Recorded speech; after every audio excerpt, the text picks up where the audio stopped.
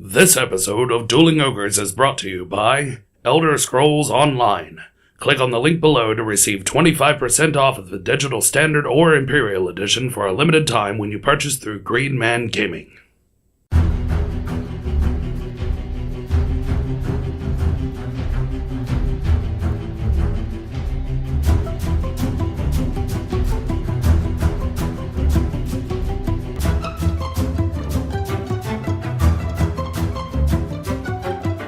Prepare yourselves for a battle of epic proportions between two titans. Feast upon their voices and revel in their words.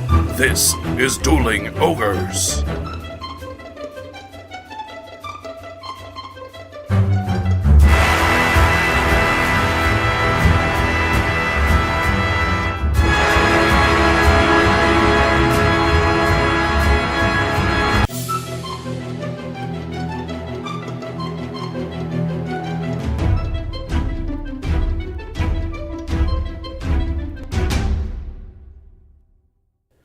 Hello, Ogres, and welcome to episode 19. Thank you for joining us, as always, on this gut-blasting Wednesday evening, Earth date September 24th, 2014.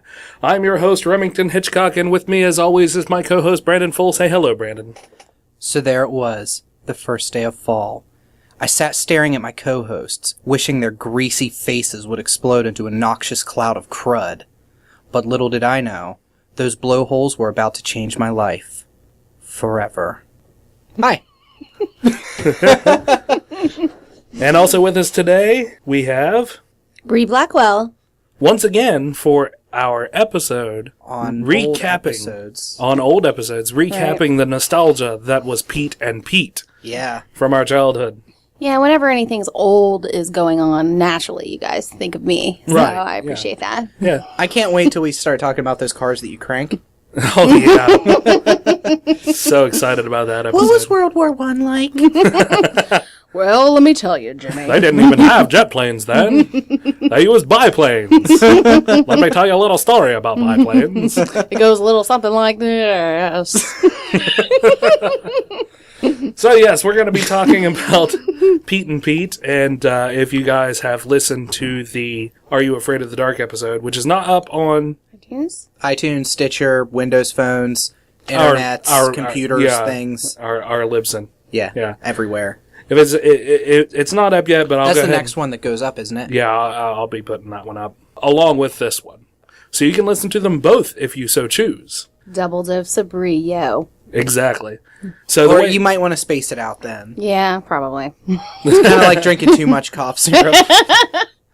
A little bit goes a long way. So the way these episodes work is we give a little bit of history, and then we go into watching an episode, and then we'll come back and we'll talk about that episode, and we'll give you a link to watch that episode as well. Which will be on our Facebook page. Yes, and in the show notes of the show. And you can watch that along with us. You can pause the podcast, go watch it, come back, or you can just, sit through it.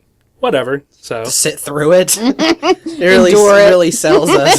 Just you can just sit through our garbage. Just grip the sides of your chair, your sweat pouring down your face as we talk. Our grating voices burrowing into your ear pockets. Interestingly enough, we have a new sponsorship. I didn't tell you about this, actually. Oh. Yeah, the President of the United States got a hold of me. Uh-huh. And I went ahead, I guess I should have asked you, but I didn't think you'd mind. They're now blasting our podcast at prisoners at Guantanamo Bay. Oh, really? Mm-hmm. Huh.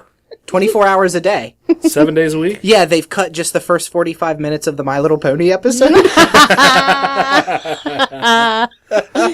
It's been really, really effective. They've gotten so much good intelligence from it. Well, they don't even have to shut down Guantanamo Bay because all of the prisoners have killed themselves. Screw waterboarding. Let's just listen to Rem drone on incessantly about all of the history behind the toys of My Little Pony. I re-listened to that episode and it wasn't as bad as sitting through it. No. Re-listening to it wasn't really bad. That's good. I mean, and obviously, I'm giving you shit. We wouldn't put up something that we thought was bad. Except for that one. Well, we haven't put it up yet, and I don't think we're going to. Anyway. So yeah, Pete and Pete, if you don't know, was a show that ran on Nickelodeon from 1993 until end of 1995, early 1996. The last episode aired December 23rd, I think, 1995. Right. And there was a half-hour special that aired in 96. It was 3 seasons. It was created by Will McRobb and Chris Viscardi. Viscardi. Viscardi, yeah? I love some Viscardi with some Parmesan cheese and garlic bread. Delish.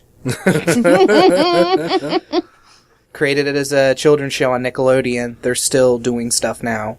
They're still writing for Nickelodeon, actually. They're working on a show now called Sanjay and Craig. Have you seen that? It's like a cartoon.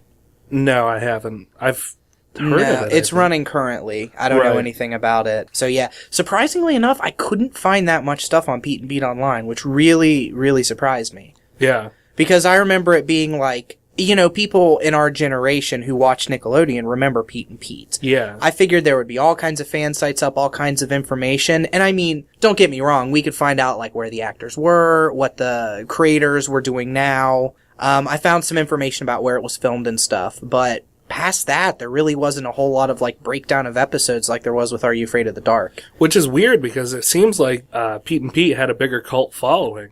Well, Are You Afraid of the Dark ran for 9 seasons. Well, that's true. They had a lot more content. Yeah, that's what I'm guessing, is there was more of it out there, so more of a generation got to see it. Yeah. As opposed to Pete and Pete. I mean, it ran in reruns until, I think, 2002, and it's back on reruns on one of the Nickelodeon channels. Pete and Pete? Yeah.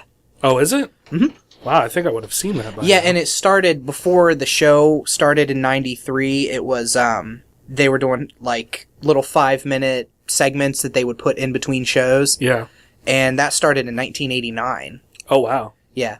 So they were both really young then. And Yeah. it was in that world, like the Pete and Pete world, with those kids and stuff? Mm-hmm. That's where they first told the story of little Pete getting his tattoo.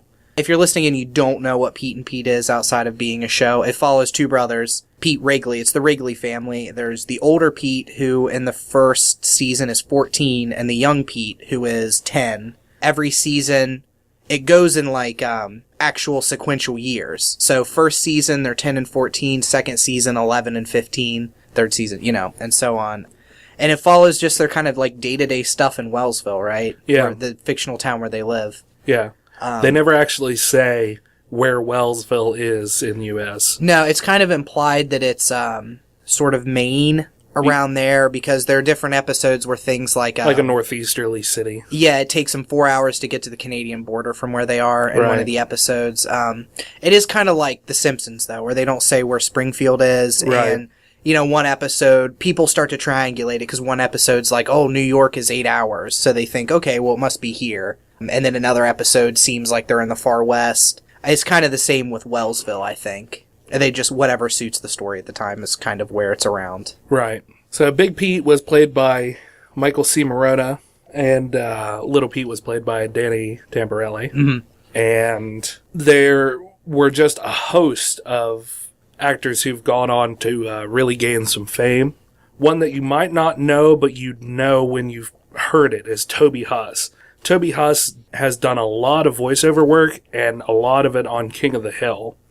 And he played several different characters on King of the Hill. Toby Huss played Artie, the strongest man in the world, who was Little Pete's personal superhero. Right. Probably the most popular character, I'd say, outside the 2 main characters. Oh, yeah. Was people Artie. would, in elementary school, people would quote him all the time. Mm-hmm. Remington, you want to do the honors of doing Artie's? I am Artie, the strongest man in the world. He had, the way he did it's amazing to look at like what the actor actually looks like versus Artie, because he had those huge glasses on that looked like they were kind of slightly magnified, sort of like Bubbles from Trailer Park Boys. The glasses are magnified to make his eyes look a little bigger, but he would scrunch up his face in such a way that like he's unrecognizable as the actual actor. Yeah, I mean, of course he was a lot younger then too. He also had a lot more hair. Now he's pretty much bald. Yeah. He played in King of the Hill. He did the voice for Con Supernussenphone Sr., Cotton Hill, Joe Jack, just a host of different people on King of the Hill. And then Chris Morona as Big Pete was in, what was that movie? This was a few years after he did Pete and Pete. It sucks I can't remember the movie now. You can look it up on IMDb. It was a movie where they were college kids and they had to steal the SAT scores. And he was like a stoner.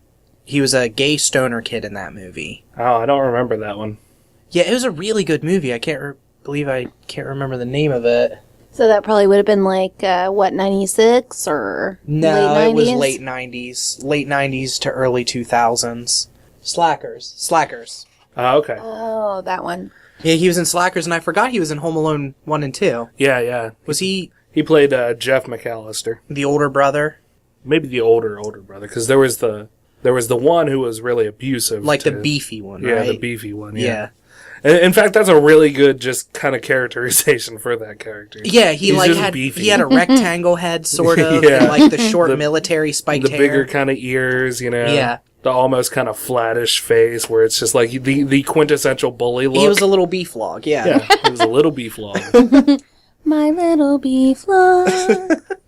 Copyright Hasbro. Yeah. Absolutely. right. Danny Tamborelli, he's in a band now. I don't know if the band still plays, but he was been in a band. Or He was been in a- he was actually he was in a- been in band. He was been and banned. Good job, speak, Brandon. You make good words with your mouth. What did he play? He plays Lead singer. bass. Oh, lead Well, singer bass? some of the information here, it's very spotty, even on the information about the actual actors and stuff, at least on IMDb. I'm sure if we looked him up in other places, we could find a little bit more.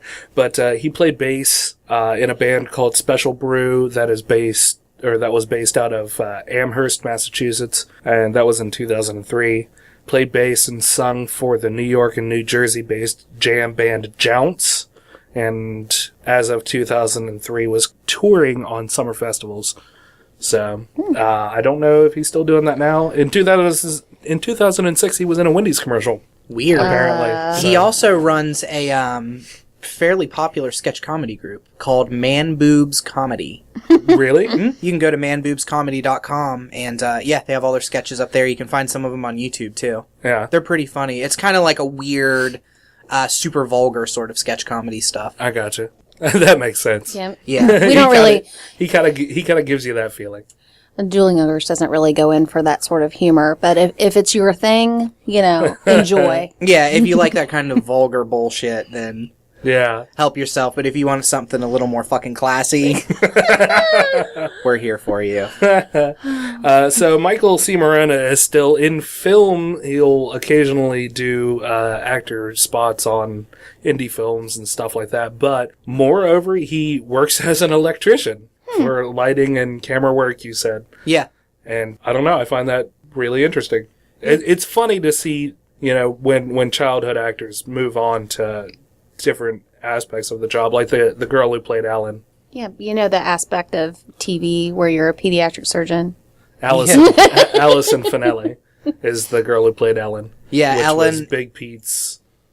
best friend, sometimes love interest, sometimes not. Yeah. Into the actual, Pete and Pete, though, did you watch the show growing up, Rem? I mean, Yeah. I don't think you could have missed it, really, if you watched the, Nickelodeon. Yeah, I tried to tune in as much as I could. I really enjoyed the show. I don't remember a whole lot about it. For some reason, I block out my childhood, even though it was pretty good. I don't know, I just have a shitty Well, long-term memory. How do you know it was good if you blocked it out? Well, I just blocked out What have you everything. blocked out? Everything. Let's get into that. Fuck Pete and Pete. What have Yeah, you blocked out of your really. childhood? Well, I don't know. I've blocked it out.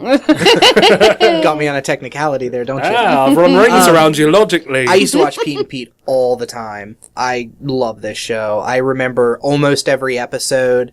It was really hard for me to pick the 2 episodes that we're going to watch. I stayed away from... I hope that you'd pick the paper cut episode.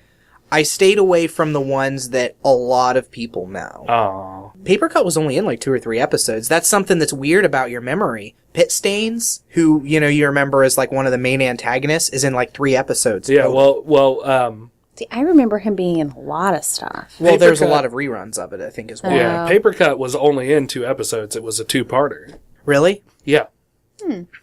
But, I mean, the quote from him, which I quoted on the Facebook, ashes to ashes and pulp to pulp, I mean, the show was just... cracked me up. The show is just a fantastic show. Even now, I watched an episode earlier today, and I watched an episode last night, and it holds up so well. It's got, sort of that surrealist humor, in a way. Yeah.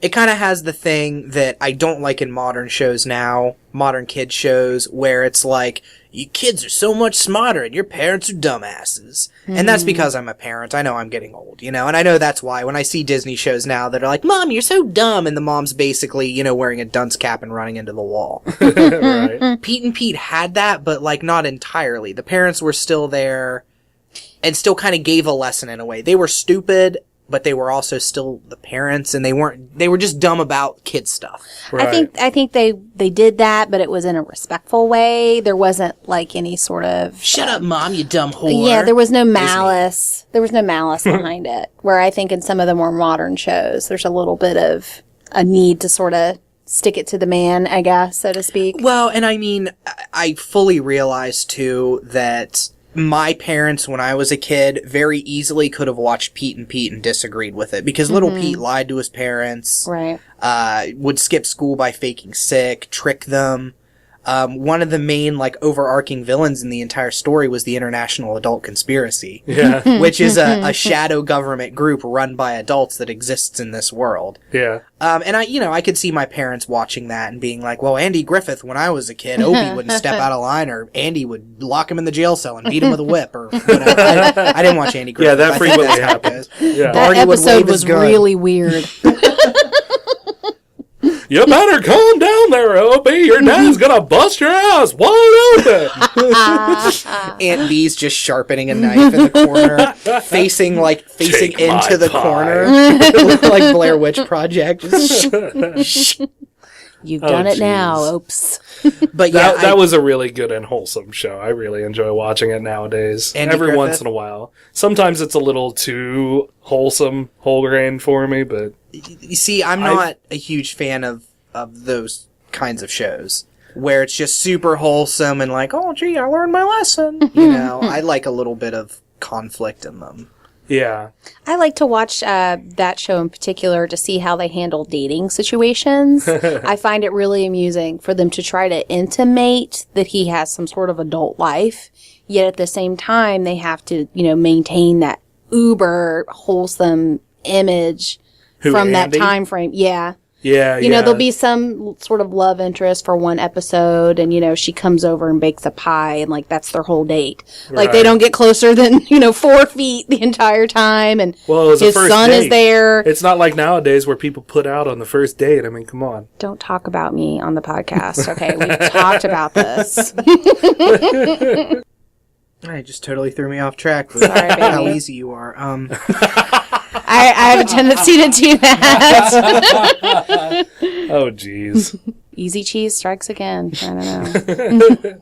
Talking about the wholesome stuff, that's right. There's an episode of Pete and Pete, and it's an episode I didn't pick, where Big Pete is going on a date with Ellen for the first time. Yeah. And do you remember this? And he borrows Endless Mike's car so they can go to the drive-in. Yeah. And yeah. he wants to make a move with Ellen, but he doesn't know how, so Endless Mike shows him and says during the movie, you're both sitting in the car watching it, and Endless Mike has a button that drops both seats down into a bed. Right. And yeah. the thing he teaches him is he goes, you hit the go, and he drops the seats back, and then you go, and winks at him.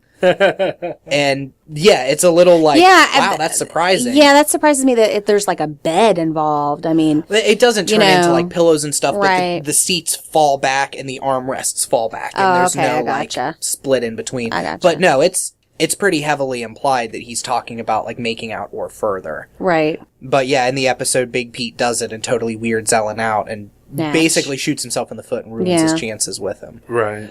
But yeah, the episodes I did pick are ones that are relatively well known, but not the main ones. There's the one with Mr. Tasty with Summer Ending that a lot of people know. Yeah. A really good episode. I didn't pick that one. There was also the Halloween episode that I think was a lot of people's first introduction to Pete and Pete, Right. where little Pete is getting too old for trick or treat, and he's being chased by a group of bullies who are smashing all the pumpkins. Right. Yeah.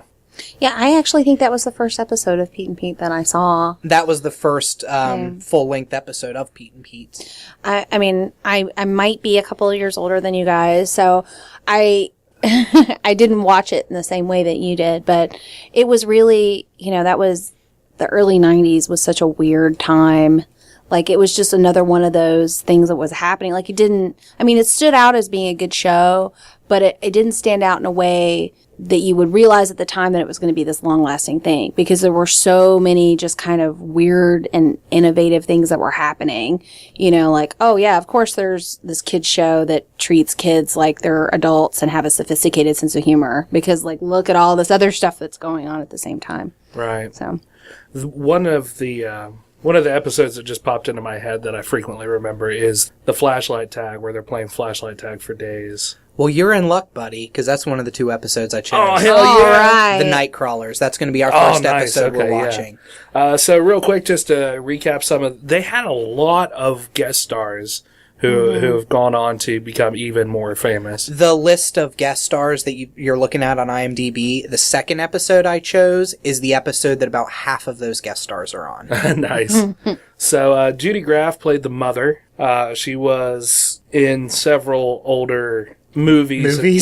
Several older movies and stuff like that. Several older of those things that you watched, projected. Including a movie called Frankenhooker, where she was a newscaster, much to our chagrin. Yeah, Yes. I want to really look wanted up her to and be see the if I can find Frankenhooker. that movie at some point now, because I would like to watch a movie called Frankenhooker. Right. Absolutely. Their father was played by Hardy Rawls. Which is the manliest fucking name I've ever heard in my entire life. That's second to like Rip Torn. Yeah. Yeah. Hardy Rawls. Hardy Rawls and Rip Torn. I'd love to see them in a movie together. Watching the show as Credits a kid, right beside of each other. watching the show as a kid, Little Pete was by far my favorite. Watching it now, Hardy Rawls, the dad character, Yeah. makes a pretty good argument for my favorite character. Oh, yeah. Because he plays the character so well, of every cliche ever of a dad all rolled into one guy. Right. Like, he's obsessed with barbecuing and going on family trips. Yeah. There's the episode where they're going to the Hoover Dam. Yeah. And he's super obsessed with stacking the luggage on top of his car and getting to the that. Hoover Dam in record time. Yeah. Because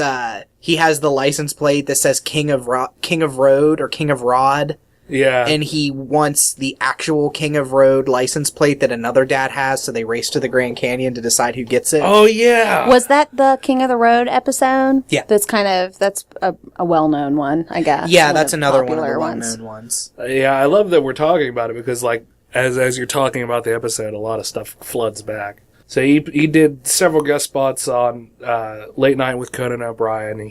He did sketches and stuff. Really? He was in, yeah, and I don't remember any specific ones, but I do remember seeing him a lot because I watched Conan quite a bit, the early Conan. Not so much now. No, it's lost something. Yeah. It's je ne sais quoi.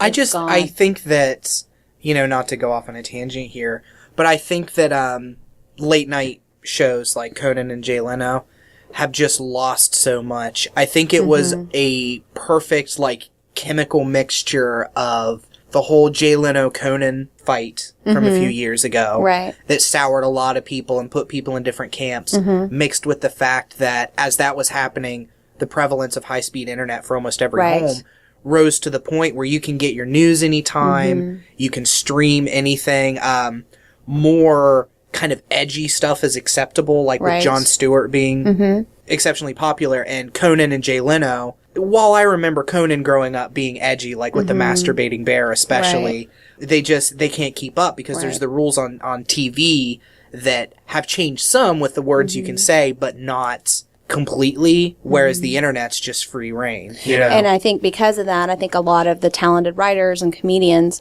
are expending their energy on stuff online. I mean, you can now, because of the availability of the internet and the ease of just putting something out there, you can produce, star in something yourself, and just boom, it's there. And if people like it, you're internet famous and you can do whatever you want. Where, instead of trying to get a job, like slogging through and paying your dues, trying to get a job on a late night show, where you most likely never really get noticed outside of the insular industry itself. That, and I think the whole Jay Leno Conan fight really glorified Conan in such a way that he couldn't really live up to afterwards.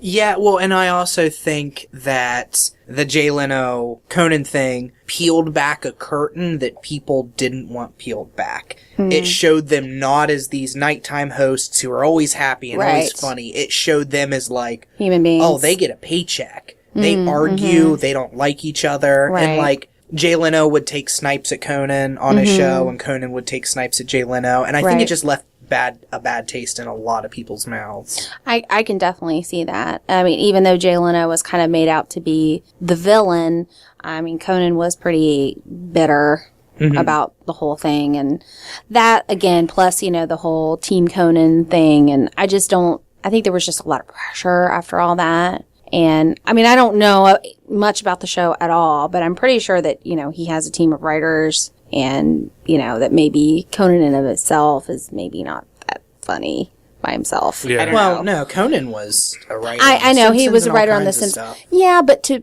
come out with fresh material 5 nights a week for years, you're going to need a lot of help. And maybe he just doesn't he's got a huge team of writers. Right. Well, maybe he just doesn't have the talent that he once had, on the show. I don't know if it's talent so much as he just doesn't have the time. Maybe. Probably. Toby Huss also voiced... Sorry. The super topical conversation there. Yeah, glad we went through that. Yeah. Uh-huh. Voiced General Treister on The Venture Brothers as well. Toby Huss. Who was General Treister? I don't remember. Oh, the head guy from OSI. Yeah. Michelle Trachtenberg was also in it. Everybody knows Michelle Trachtenberg. I had a giant crush on Michelle Trachtenberg when I was a kid. She was like my celebrity crush as like a 10, 12-year-old boy. Well, she was an adorable kid. You could see where the beautiful woman was in there. You could definitely see. She looks a lot like herself, I guess is what I'm trying to say. Yeah. And she's very talented. And she did a very good job. And she played I liked the character she played. And even in Harriet the Spy, that movie. Harriet the Spy was a good movie. Yeah, I don't remember it really I was. don't know if it'll hold up. But. No, I think I've seen it within the past couple of years, and it definitely does hold up. It's good. Damian Young played bus driver Stu. And you would know him because he's very tall, he's dark-haired, very lanky, and he sticks out in a scene, but he plays a lot of bit parts. He was in Unbreakable, he was in Hope Springs, he has just done a ton of different things. He was in White Collar for an episode, he was in Californication for a few episodes, he was in Red State, he played Agent Carroll in Red State. Oh, okay. Yeah, several Law and Order episodes, Damages, Sex and the City, and also Iggy Pop, who played Michelle Trachtenberg's dad. Steve Buscemi Played Ellen's dad. Ellen Cleghorn was one of the other bus drivers. You might remember her from Saturday Night Live. She was also in Armageddon and Cowboy Ugly. Cowboy Ugly? Coyote. Coyote Oh, that's Ugly, what I was going to say. I was like, because that sounds like the perfect I forgot how to read. Cowboy. parody name. Like you're going to make a parody of Cowboy Coyote Ugly. I almost said, it again the wrong way. Adam West, who had a bit part as the principal in a couple of different episodes. Yeah. Which we drew I drew kind of a conclusion because the character in Pete and Pete, the principal, had a obsession with cream corn, and that played to 1 or 2 different jokes in Family Guy where he's voicing Mayor Adam West, which I thought was interesting. Other people include Michael Stipe, LL Cool J, Chris Elliott, Vincent Pastore, Janine Garofalo, and Selma Blair of the Hellboy franchise, and Cruel Intentions and Legally Blonde. Would now be a good time to tell the story of how I probably could have lost my virginity to Michael Stipe? Or wish you saved that for another episode? We should shave that for never. Hey. No, I think we should probably go ahead and move on to actually watching the episodes. All right, so what's the first episode we're going to watch? The first episode, I made sure, just like with Are You Afraid of the Dark, that these episodes are on YouTube. Yep. So we're going to pause it after, I say about it. Rim will throw in some music or something to show that we've paused it. You can go on YouTube and watch the episode, come back and join us as we talk about it. The first episode is called The Nightcrawlers. It's Season 1, Episode 3. Aired December 12th, 1993. And it's a good episode. Again, this is a popular one. I think if you've ever seen Pete and Pete, even if you barely remember it, once this episode starts, you're going to remember it. Yeah, this is the one where they stay up for days. Just to spite their parents because they're playing Flashlight. But they'll watch it. They'll see. Right. Before we go into it, also, I want to settle this. This is the most agreed upon version of the lyrics to the Pete and Pete theme song. Okay. Hey, smilin' strange, you lookin' happily deranged. Can you settle to shoot me, or have you picked your target yet? Hey Sandy, don't you talk back. 4 feet away, end of speech, it's the end of the day. We was only funnin', but guiltily I thought you had it comin'. Ooh. That's the most agreed upon, and the general consensus is that the song Hey Sandy was kind of an homage to an earlier song called Hey Sandy by a folk singer named Harvey Andrews, who wrote a song called Hey Sandy about a girl named Sandra something or other, I don't remember her last name, who was an innocent bystander shot at the Kent State shootings. Okay. Wow.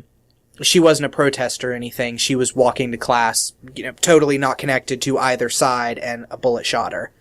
So it makes a little more sense when you're looking at the dark lyrics, kind of, You looking happily deranged? Can you settle to shoot me? Or have you picked your target yet? Yeah. It's a little fucked up. Yeah. So yeah, then that's not 100%. The band has never said, even to this day, the creators of the show, when asked, what is the song about? What are the lyrics? They say, we're perfectly happy not saying what the lyrics are. And haven't. So this is just the best interpretation of the lyrics, but this doesn't mean this is actually the lyrics. Right. A lot of people think that Don't You Talk Back is them saying, does your dog bite? So that's kind of something you can decide for yourself. The lyrics are pretty... Yeah, he kind of like... mumbly. All right, so prepare yourselves for the night crawlers.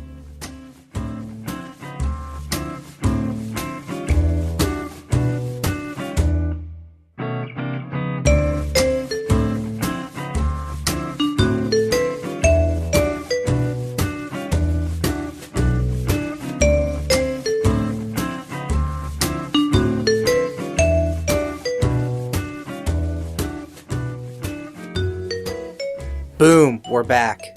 What'd you guys think of that? The intro or the episode? Either or. Well, I mean, the episode was good. The intro was good. Yeah. The intro is like, boom. It had sort of an Emerald Lagasse feel to it. He says, bam. I said it had a feel to it. I didn't say it was. Exactly. I mean, come on, Brandon. So, You're really arguing the minutia of the whole thing. I know, Rem, you remember that episode from Yeah. your Yeah, that was childhood. one of Do you my remember that favorite episode ones. at all, Bree? No, I do not remember that specific episode. So what'd you think about it coming in fresh then? I thought it was really... I don't want to use the word cute, but I did think it was kind of cute. It's okay. You have a vagina. You're allowed to. Exactly. Well, I think the ovaries are actually the more relevant.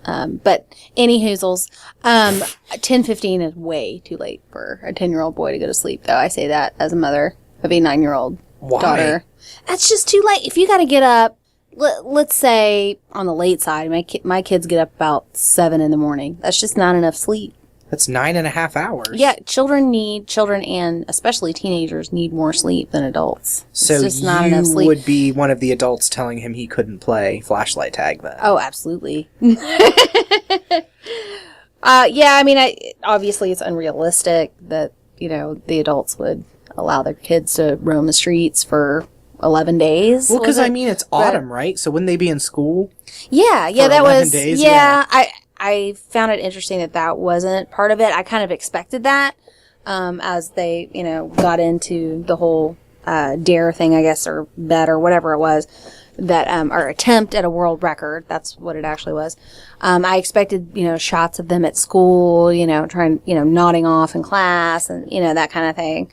I actually would have kind of liked to see that. That would have been a nice variation. But yeah, 10:15's way too late. Yeah, see, I don't know. I disagree with you there on the shots of school thing. Mm-hmm. I think that I like the way they do storytelling. Mm-hmm. They didn't really need to show school or mention it. Mm-hmm. I never thought of that until watching it now and watching it with a critical eye. Right. That like, what about fucking school? Are they just not just skipping it or? Basically, because we're old and, we've lost all of our sense of wonder and imagination, I think, is actually what we can take away from this particular episode. Wow, that was a real downer. We're just sitting around recording. that's too late. Recording our voices and waiting to die. Yeah. That's why I do this.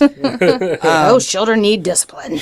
Did you Shake your cane there, Grandma. Yeah, Did you really. guys have a bedtime, and what was it, if you did? Ooh, it's tough to remember. I think it was about 8:30. So it was actually, I guess, pretty early compared to most people, but my mom didn't really particularly like me or children. So I think she was just going, nope, can't make it another 2 hours. You're going to bed now. But that was just when I was really, really young, like 10 and up. I think it was just, you need to go to bed at a certain time, just get in there and brush your teeth when you're ready and just, go to bed. But see, also with the earliness of the bedtime, you have the whole wind down process and all that stuff. But I remember my bedtimes being like 10 o'clock, 11 o'clock. And then I think through high school I was kind of supposed to be in bed around 11 o'clock until I hit, like junior high and senior high. And then it was just, you gotta wake, what time you gotta wake up. yeah, sort of deals. You're aware of the situation, the fact that you need to go to school and do all of that garbage. I was notorious, though, for staying up and reading when I was younger. And then when we got the internet, I was notorious for sneaking back out and getting online. So I stayed on the phone all night, multiple times, even on school nights. I would stay on the phone with my best friend, Tracy, talking about Monty Python episodes, mostly. Led Zeppelin, but yeah. I had, my bedtime was 9 o'clock up until, I'd say probably like 10 to 12. And then it was just kind of one of those, when you're supposed to be in bed. I'd have to go to my room by like 9 o'clock, 10 o'clock sometimes if I was just kind of screwing around. yeah. I had a TV in my room since I was very young. Yeah. And my bedroom, before I moved to the basement, my bedroom was opposite end of the house. So as long as the TV was low, it was fine. I would stay up most nights and watch Jay Leno, ironically enough, Yeah. before bed. On I had a little black and white TV with like the rolly thing to change channels instead of an actual click. You'd roll it like you were tuning a radio. Yeah. And then once I moved to the basement when I was about 15, I think we got internet, and I already had a computer. So I'd hook that up, and after my parents were in bed, I'd risk plugging it into the dial-up modem and using the internet, and trying to muffle it with a towel so they couldn't hear the... Oh, yeah. Whoa. So you had a connecting. computer in your room? Oh, yeah, I had the basement room, and that's one of the things my dad and I bonded with besides the paper route. Because I had, as you guys both know, paper route since I was about 8 with my family, and it would be with my brothers or sisters, depending. So I'd go to bed about 10. I'd have to be up at 4:30 in the morning to start getting the paper route and then school. And then once I hit 14 or 15, after school, I'd go to my job at the library. So I didn't sleep very much at all. But yeah, I had, this is one of the things my dad and I bonded with was building computers. I find it interesting. I mean, your parents are, very good and conscientious folks, and I guess I'm a little surprised that you were allowed to have a computer in your room. Did they have some sort of safeguard set up, or were they just kind of trusting you, or what? They were trusting me. The internet at that point was kind of like, I don't think as understood as it is now about what you can get. But I mean, when you're running dial-up, I had a computer really before I started to sexually mature. And I think that they just kind of glossed over it, or maybe didn't think about the fact as I was sexually maturing. But even then, any sort of pornography I would download, because I know that's what you're kind of getting at, was still images, and it would take sometimes 10 or 15 minutes to download one image. So there were times where there was 2 or 3 times where my dad found that I had downloaded pornography on my computer, like pictures. And that was when, stupidly, I would go upstairs because they had faster internet up there. I'd download them on their computer and then throw them over the network onto mine. But I wouldn't clear the history because I didn't know to do that. So then he would check more than once and find it. So I got in trouble. But even then, it wasn't like we're taking your computer away. Yeah. It was... And I do appreciate him for this, because this was at the age where, it's to be expected. Like, he's going to look at porn. He's a 15-year-old kid. He's going to jerk off on anything. Right. The family dog. Yeah, well, that's another story when we get to our bestiality episode. Of course, next week. Tune in. Stay tuned.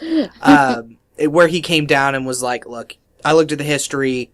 You got to clear the history. If you're going to do this, don't do it on the family computer. Your mom can find it. Your mom found this one time that you went to a porn site. She was really upset, so just don't do it. Yeah, I find that surprising. I mean, your parents were, compared to mine, pretty strict as far as, like, keeping on top of what you were doing and where you were looking. I just find that surprising. Well, I think that it was, and this is hilarious how off topic we're getting, I think it was because my dad was understanding of, like, hitting puberty. I never had the specific puberty talk or what sex was talk. And I think that does go back to my parents being kind of strict, is it's just a weird topic. Yeah, it's uncomfortable. So he acknowledged that I was looking at these, and he said, I know that no matter what I say, you're going to look at these. Right. So just keep it to here. Mm-hmm. Yeah, and that was pretty much it. But I mean, I was always, like I said, that's what I would bond with my dad with, was building computers. Right. So there were times in my bedroom, Rem, you probably remember in junior high, where I would have 2 or 3 computers in my bedroom in different states of, putting them together. Repair, Like, I'm waiting for RAM for this one, and then I'm going to have 2, and we'll network them up and do this. Yeah. So, yeah, I didn't really have a concrete bedtime. It was just, you're expected to be up. We're going to come down and wake you up once, and if you're not up, I'd get cold water poured over my face all the time. Wow. God, I hated that. That was when I had a water bed too. I think So to like wake up and cold water and just like, You're trying to get away from it. You can't because you're in the water bed. And I think my mom and dad, well, mom was usually the one who'd wake me up. I think maybe I got the cold water once or twice, but it was mostly mom just yelling at the top of your top of her lungs, "Get your ass out of bed, get your fucking clothes on, and go to fucking school. I'm not fucking taking you. Get up now." Oh yeah, because you took the bus, right? Yeah. Yeah, so I mean, if I missed the bus, that's how I had to take the bus. So What happens if you did miss the bus? Did you ever? not that I can recall, but I mean, mom and dad were getting ready for work. They didn't really have time to take me to school, and there was this sense of like, I've always had this sense of like trying not to inconvenience people. Mm-hmm. So Like make us wait 2 hours before we record an episode? I'm just getting all the payback in from how Mm-hmm. long I've had to wait for you for D&D. So That's fair enough. That is fair enough.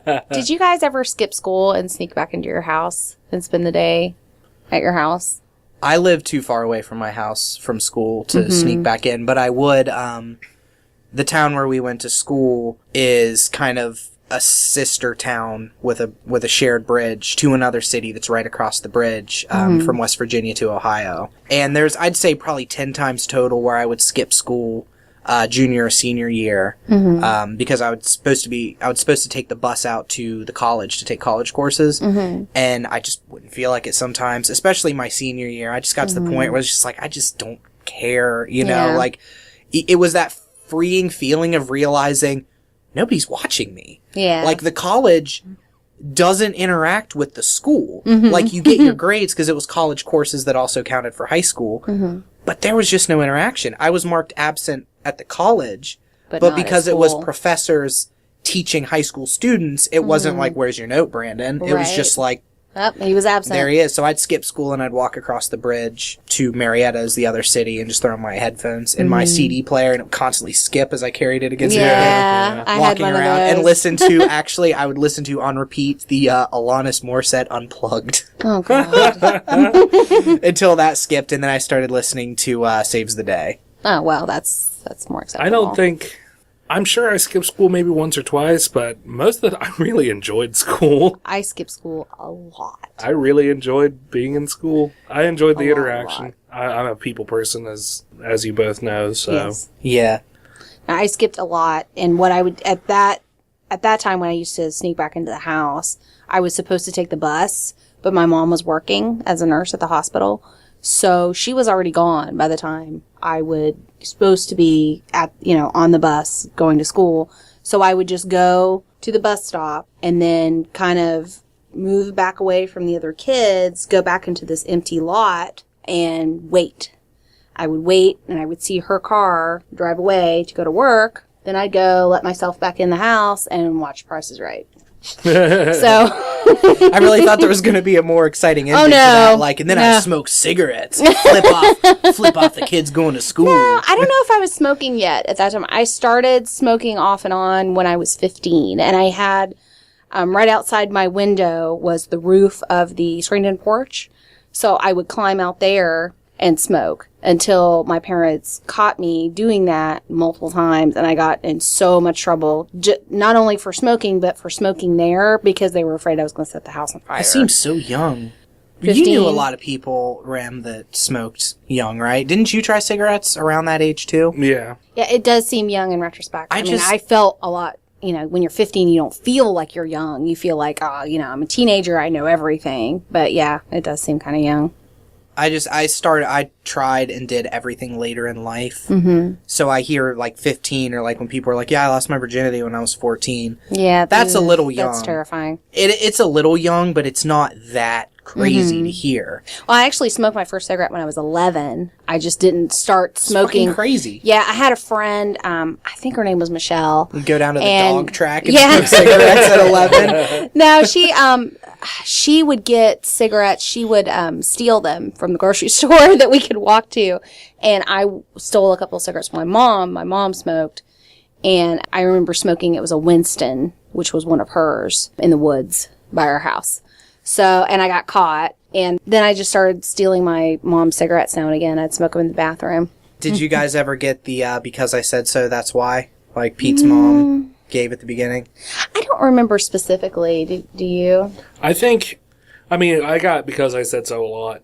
But if it got to that point, there was usually an ass whooping after that. Yeah. So there was not a whole lot of argument if you didn't want a sore rear end. Oh, yeah. I remember even when I saw that episode originally being blown away of like, I could never just say no to my parents. Yeah. How he just, no.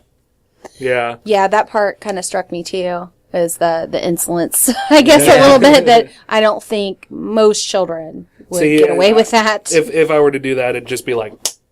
Just immediately? Yeah, just right in the face. Yeah. Well, not so much in the face. We never really got it in the Well, your face has been your moneymaker your entire Well, life. yeah. So I think your mom would even know then. Yeah, my mom understood that. To not...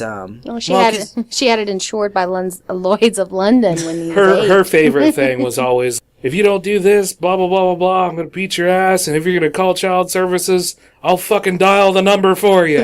Wow, that's ballsy. Which is funny because we never thought about that. We didn't even know what child services My parents more than once, my mom, I remember too, doing that. Like, I'm going to call child services. And she'd pick up the phone and hand it to me and be like, there you go. Here's the number. Yeah. See, we didn't even know what it was. We had no concept of it. I had no concept of that either. It wasn't actually until I moved up here to West Virginia from Alabama that I heard stories of people getting Child Protective Services called on them. Yeah. Well, Alabama is like just the Wild West shithole of the United States, isn't it? Like, no, I just it's one moved step in above dragging your children down the stairs by their hair and beating them on the lawn Oddly enough, that's West Virginia, dinosaur rib. West Virginia is so much more sophisticated. Oddly enough, that's where most of our audience is, so... Alabama? Yeah. I'm being completely Really? Yeah, I was going to say. That one guy who downloaded it by accident. Yeah. I thought this was actual ogres. Want me to get to the next episode here? Yeah, probably. We're at 53 minutes already. Well, we're going to cut out most of what Bree says, so that's about 30 minutes right there. Right. All right. Our next and final episode is Season 2, Episode 8, X equals Y, WHY. It doesn't have a date, just says 1994. It doesn't have a specific day. I picked this episode because of the guest stars, and I remember it. This is a pretty Ellen-centric episode. Okay. I've never been a big fan of her character. Yeah. I don't know, I kind of found her grating. Right. So she is a little annoying in this episode, I feel, but who knows? Going back, that's why we're doing this in retrospect. We'll see. But yeah, keep an eye out for the guests in this episode. There's like a long string of them all at once. Yeah. And at least one I remember uses his real name. It's like a string of substitute teachers. Right. So you can find this episode on YouTube. Again, it's Pete and Pete, X equals WHY. Right. And we'll be back.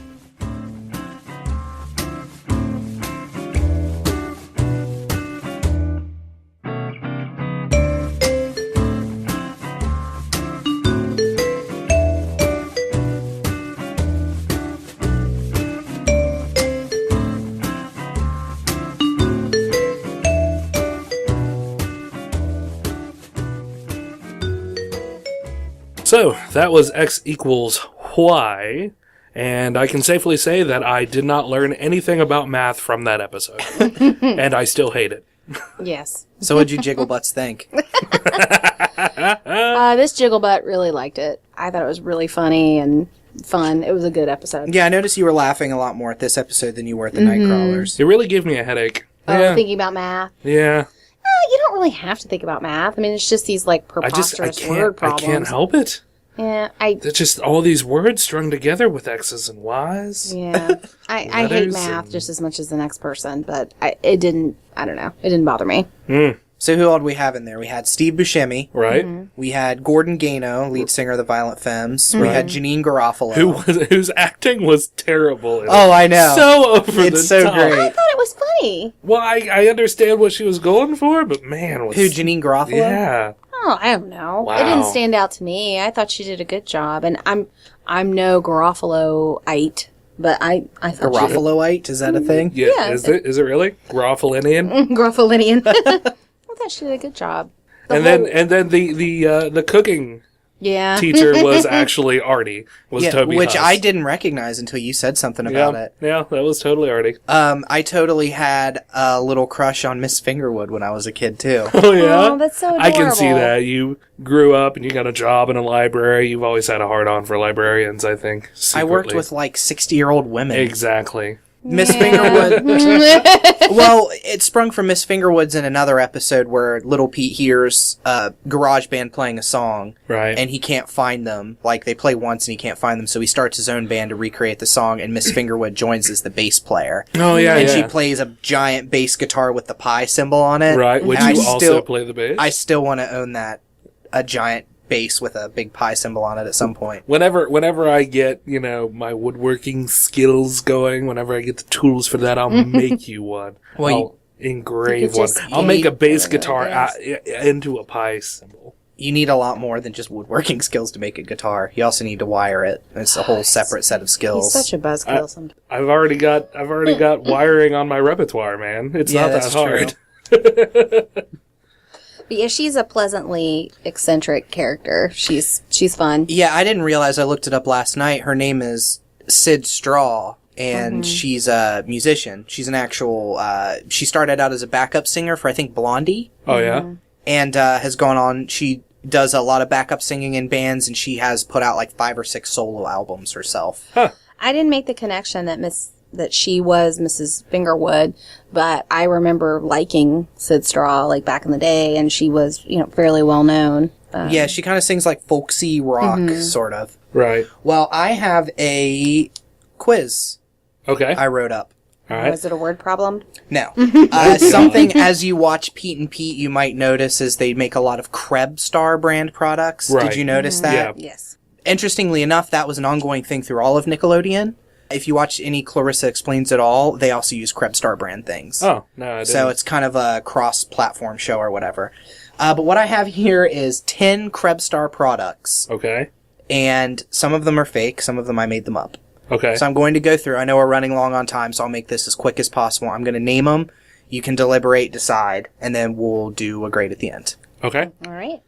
First one I have here, KrebGuard 2000, a deodorant made by Krebstar. I'm going to go with false. I'm also going to go with false because wasn't that what the radio was? The Krebstar 2000? Yeah, but it's like Acme from the Roadrunner cartoons. They make everything. You both got that one wrong. Krebstar 2000 is true, and it is deodorant. Okay. The Krebstar mentholated hot lather machine. That one sounds too ridiculous to be false. Yes, that has to be true. Both saying true? Yeah. Correct. Okay. So you're 1 for 1 now, right? Right. You guys keep track of your own scores, okay? I'm not doing that. Krebin Donuts. It is the Wellsville knockoff of Dunkin' Donuts. Krebin Donuts. False. True. Bree gets it. That is true. Okay. Krebmart, a retail chain. True. False. Remington gets that one. I made up Krebmart. Krebin Up, a clear soda drank by some of the characters. False. True. Remington also gets that one. That one is true. I'm one up. Krebbles and Bits, a barbecue and bacon flavored pork rind for dogs. True. True. False. I made that one up. Damn. Aw. Still winning. Yeah, two up now. Crebolet, the car that Pete's father drives. The Crebolet. True. False. Bree gets it. True. We're tied. No, you're one No, up on me now. we're tied. Oh, okay. Kreb Zeppelin, a band that the Pete's listened to in one episode. False. True. True. Krebs Zeppelin is an actual band that they listen to. This is a complete crapshoot. This one is a movie made by Krebs Star for the Lovelorn, a VHS tape, entitled Operation Heart Punch. True. True. That is true. And the final one, Krebs Star Galactica, a sci-fi show watched by older Pete in one episode. True. False. False. I made that one up. I'm 2 up. Yeah, I win. So how many... I didn't count. I just know I won. You're supposed to get fucking grades. That's the whole point of this thing. Well, I Did you keep track of your work? No. No? Alright, so you both fail. Regardless of who won, you both lose. I I still get a won. C plus. And I got a C++. So yeah, that's all I have as far as that goes. Yeah, I'd recommend if you can find most of the episodes of Pete and Pete online on YouTube. I don't know if they have every episode, but they've got at least a season's worth, at least total between all the seasons. Yeah. You can also they made Pete and Pete on DVD. I used to own them, I don't anymore, unfortunately. They made season 1 and 2. According to the creators of the show, season 3 was made. Commentary tracks were recorded, extras were filmed for it, it was pressed, and it's just sitting in a warehouse right now. Huh. Because in the middle of that, DreamWorks bought Paramount, Right.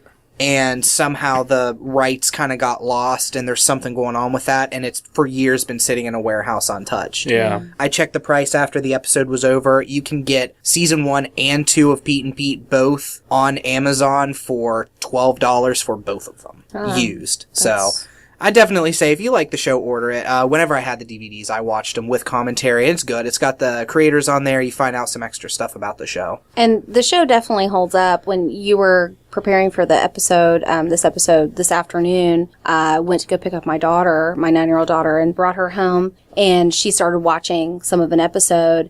And you and I left the room, and she clicked on another episode on YouTube and, watched it independently. So kids today can enjoy it as well as, adults for the nostalgia value, or, even if you've not watched it before. It's still a good show. Young Pete is so freaking cool. I'm sorry. Just like running the underground wart radio. Yeah. That's a recurring thing in the show is wart radio. Yeah.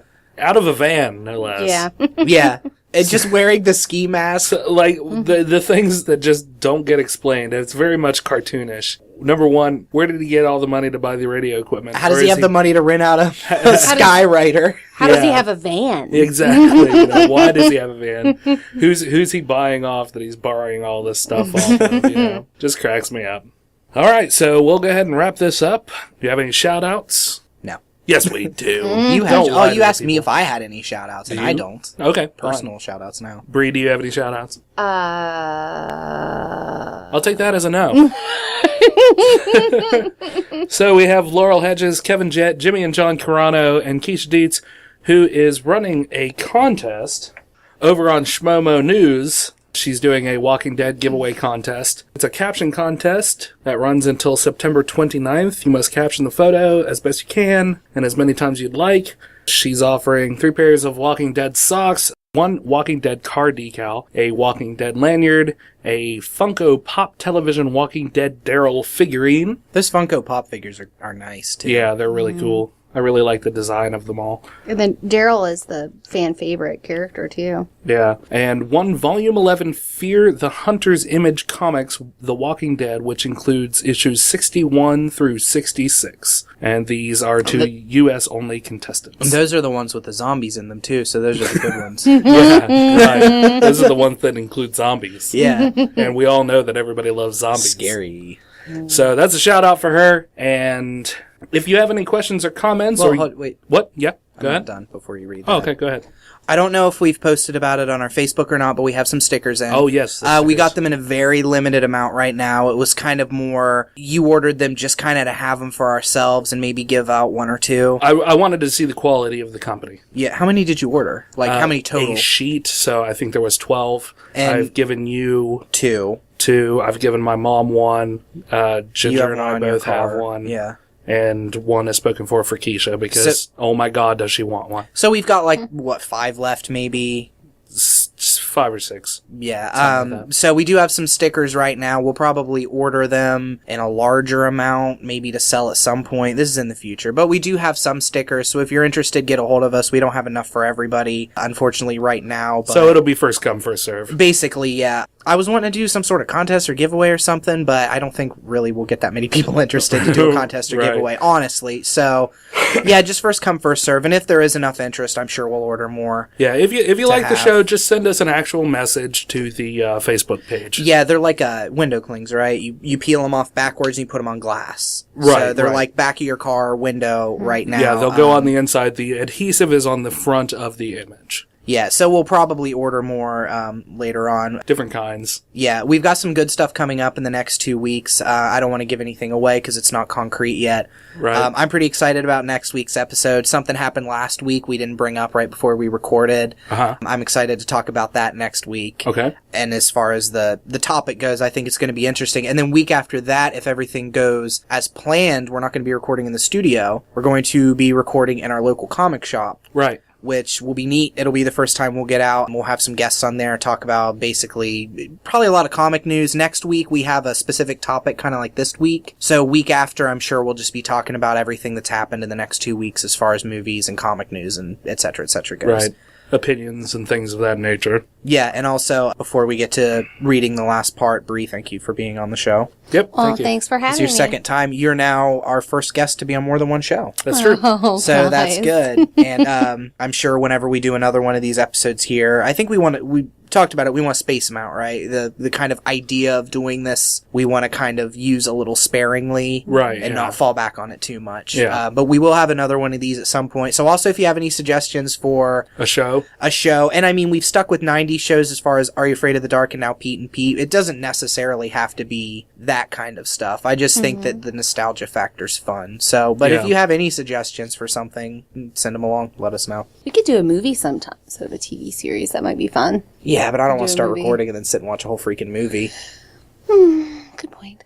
But we could. I mean, if you want to suggest a movie, that's fine. You know, we really are kind of just going with what people suggest. So, Right. So, if you have any questions or comments, or you'd like to hear yourself mentioned on air, or if you would like to plug a movie or film, or if you want a sticker, you can reach us on Twitter at Dueling Ogres, email us at duelingogres@gmail.com, or leave a comment on the podcast or Facebook pages. Also, be sure to give us a 5-star review on iTunes, which we have like one, and that was me earlier this week. So come on, leave us some reviews. yeah, if you want to tell us a topic to discuss, leave a 5-star review on iTunes. Talk about what kind of topics you want us to discuss, and I promise you we'll talk about it. Right. That's my guarantee. That helps boost us higher on the cool kids list. So until next week, Ogres, keep your clubs blunt and your tusks sharp. Good night. 4, 3, 2, 1.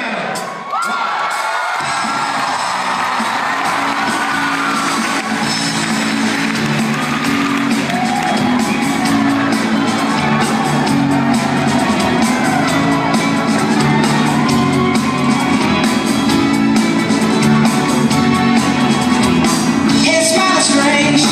I'm looking carefully derailed.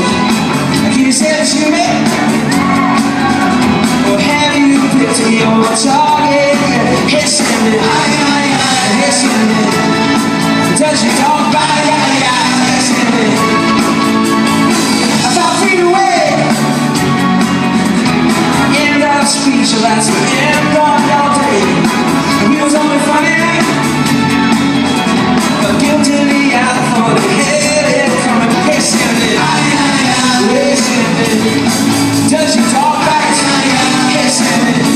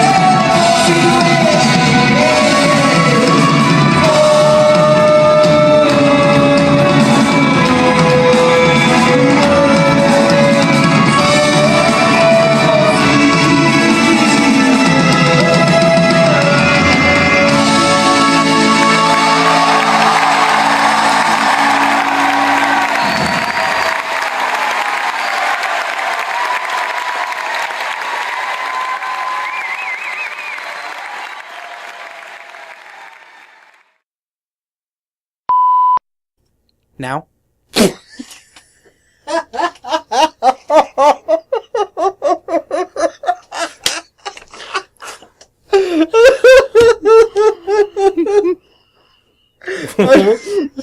Why is it cracking you up? It's just because I waited until exactly you hit the record button. That's just a perfect Brandon thing. Yeah. I'm good. Okay. We're already going, so. Well, we need the 10 seconds of silence. Now? Are we starting now? Okay. All right, ready? 10 seconds of silence and go. We've started. I don't know why I closed the fucking browser. Because you suck. You suck real hard. You don't remember anything. You're real stupid too. And what's up with that fucking beard? Oh, So really mean. ridiculous. All things that are terribly mean. Remington Hitchcock, even your name sounds fake.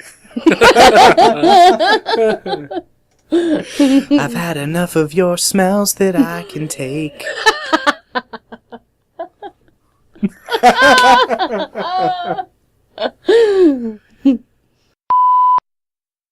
Email us at Doogie Hauser. Every time. Doogie Hauser. At Doogie Hauser. Neil Patrick Harris is just sitting at home like, what the fuck is dueling ogres? So until next week, ogres, keep your blood... Fuck. Oh my god. I'll just redo that. Keep and your put it blubbles double. Keep your And your blubbles flubbers double. and your febbers rubbered. Alright, ready? I'll put that in Try the it. Let's outtakes. go again.